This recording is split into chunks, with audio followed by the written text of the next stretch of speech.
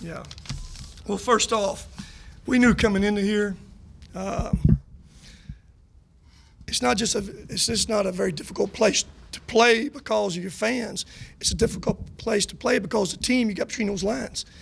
And I'll tell you, Mike's got the most improved or surprising team in the Southeastern Conference this year. I mean, I know you guys, for them to come in this game, being wherever they were, after losing all those players they lost last year, they're much better than anybody ever anticipated them being. And Bob, you may not write that. That's just the truth. They're a whole lot better. To have such a young team and a new team, they're by far the surprise in the league. You know, we kind of come in limping in a little bit. We got a new team, really not playing with our true point guard. We've started 3 different point guards in the last 3 games probably, trying to figure it out a little bit. That don't make you sleep very good. No, you got to come in and handle this pressure. But give our guys credit. They did 2 things today that you got to do on the road to win that I've been preaching and hadn't really seen it. Is you got to have that grit. Where's our toughness and where's that grit at? That overcomes a lot of things. I saw it today. That's number 1. Number 2, we had 2 guards. We started the freshman point guard at 7 assists, and Tavion had 6, 13 between them. We haven't had 13 assists as a team all year long, probably, especially just between those two guys. Went in the first half, we were down. We knew the first 4 minutes of the second half was kind of the game, and we came out and responded, which we haven't been good, as Brad knows. We've gone in most games ahead at halftime. I don't know if we've gone in behind at halftime. Check that stat. We've been ahead all year long, but we've come out the first 4 minutes and hadn't performed very well. But today, we did. That first 4 minutes was key. Down 8, first time out up 2. Jarrett got us going. Jarrett jumped up and made some huge shots for us, played big, played a lot of minutes. And again, as I just told my team, I'd be proud of them today, whether you won or lost, because I saw something I wanted to see in us, some fight and some grit. Now, naturally, it's a lot better when you get that W-2. It's something we can build on. But I'm proud for these guys, and we've been fighting some things. We know we're going to be good in time. We're work in progress right now, but these kind of games will help mold you a little bit. So I'm awful proud for them. Rick, you've now brought 2 programs in here in one. Maybe Tubby's done that, but not too many other people have. Just how do you feel about that? You know, Bob, I hadn't even thought about it. The only program I was thinking about right now is Western Kentucky. And you know, we've had been up here many times. We had many awards through the years. You know, it's just, I've always said, to me, this was one of the most difficult places to play in the SEC. When Arkansas was right, they wasn't allowed a place in this conference to play. So, been up here many a time. But to bring a new team into here, you know, we got 1 guy back, 1 starter back in Tavion that's played. Everybody else is new, kind of broken a little bit at our point guard play. And to get a win against a team that, I don't know if there's anybody playing better than them in the SEC. I mean, Auburn, Tennessee, outside that, nobody is. For them to go on that road and win at Colorado State like they did, that don't happen. You've already beaten a good Indiana team here. You had Texas beat on the road. You've been blowing out people here. And I think this was the first time you've lost a non-conference game in, what, 28, 29 games? What's that stat, Bob? What is that? I think they won 28 in a row.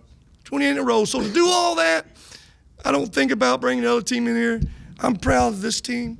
I'm proud for them. I'm proud that they get a taste what grit is, what toughness is. And that's something I had not consistently seen. Now we'll build on that. What do you think of that Bassey-Gafford matchup and how your guy was able to hold his own? Well, our guy's pretty good. Gafford's a terrific player.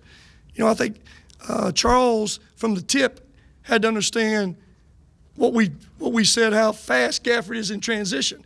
Well, he didn't go in transition to tip. He started at half court and got a layup. I mean, he's like he gets shot out of a canyon. Not many big guys can run like Gafford. Charles got really, I thought it got into his legs a little bit today, too, from a fatigue standpoint. But Charles was a man, too. He stood up and held his own. He made a great read late in that game. We're down 1, a great pass. Those are kind of plays and kind of games that, again, that will make him better, too. But Charles is a really good young big guy. Rick, it was kind of a throwback game to two officials. When's the last time you had that experience, and how was it? Hey, I can't talk about officiating, but I said, hey, that's good. That's one less guy we got to worry about being bad. So we just got 2 of you guys, and you can't print that now, Bob. I said, most time I've been up here, we've had 3 bad ones. We're just going to have 2 bad ones this time. So I told them that. So, hey, what it is what it is. They did as good a job as they could do. I told Brian that. You know, it's not an easy game to officiate. Anytime you officiate Arkansas game, it's not easy because those guys are active. I mean, they're pressing you into you.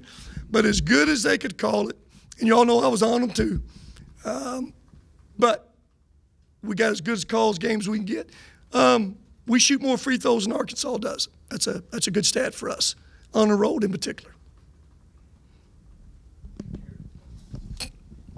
Jared, Coach was talking about the need to show grit and toughness in the second half of the game, especially on the road. What did you guys show today that you don't think you had earlier this season in some of these situations? I think we just locked in defensively, offensively. We had toughness coming out of halftime. We knew how important it was the first 4 minutes of the second half to really jump on them and get that lead back closer to us. Brad, have we been behind at halftime yet this year? Zach? Indiana State, you were down 2. We was down 2. Okay. Jared, can you break down those last couple of plays there, the defensive stand you guys made to win the game? How did that play out for you? Just we were 2-3 out of bounds. They threw the lob, and I think Charles got a little tip on the ball, and I mean that's it. Just made a play on the ball. What was that feeling like? I saw you guys start running around the court. Yeah, that was pretty good. I like turning it up with my teammates. Jared, can you talk about your shooting today? It seemed like, I know you've been trying to get on track here lately. What was working for you today? I mean, it just went through. I seen it go through once, and, you know, as a shooter, that's all you need to see, and I just started knocking down shots. Go ahead. Who's got me? Brad, you got me. Yeah, go ahead. How important in a game like this, atmosphere like this, and you have someone like Jared that can jump up and make shots like he did today? And you got to, no matter what you do defensively, you got to make some shots. And, you know, Jared, as you well know, we've moved him around the last week and a half, all kind of positions, changing that point guard spot. You know, he's been at the 2. Today we played him at the 4. But anytime, you know, he's got a clean look at it, he's got a total green light. Total green light. He has ability to jump up and do what he did today. How many of those 5 came in the second half? He made 5 threes. How many did you make second half? 4 the second half. Those are huge on the road. They're just not 3 points. They're energy, the momentum builders. And it happens to the other way when the other team makes them.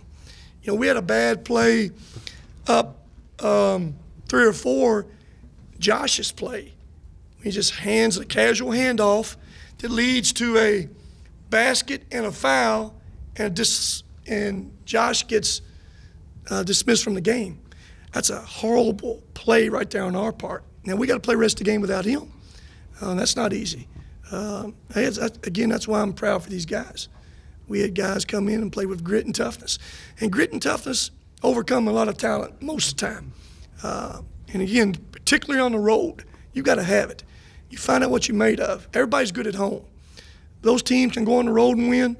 When you're down 10 with 5 minutes to go, that's when you find out what you're really made of. That's when the coach really needs you. He don't need you when you're up 10 at home or up 20 at home. He needs you on the road when that shit gets tough. And today, when it got tough, we were pretty good. I like that about our guys today. Rick, you Yes, talked sir. about that look Bassey had on the winning basket. Down the other end, he blocks Harris's shot. He had 5 blocks. What about his impact, you know, defensively today? He was Gafford. What was his stats today? 17 points, 17 and 9. He got his average pretty much, didn't he? I mean, he's a load in there now. We mixed it up how we guarded him. We doubled him some. We zoned him some. When the other big guy came off the bench, we fronted him, didn't double him. We tried to give him multiple looks so he never got comfortable. And I would say those 17 points, I would say at least 10, 11, 12 of them probably came in transition layup or putback. How many of them came on a pass, him posted up and scoring? I wouldn't think more than 2 or 3 of them. So I thought we did a very good job limiting him on that block, his effectiveness.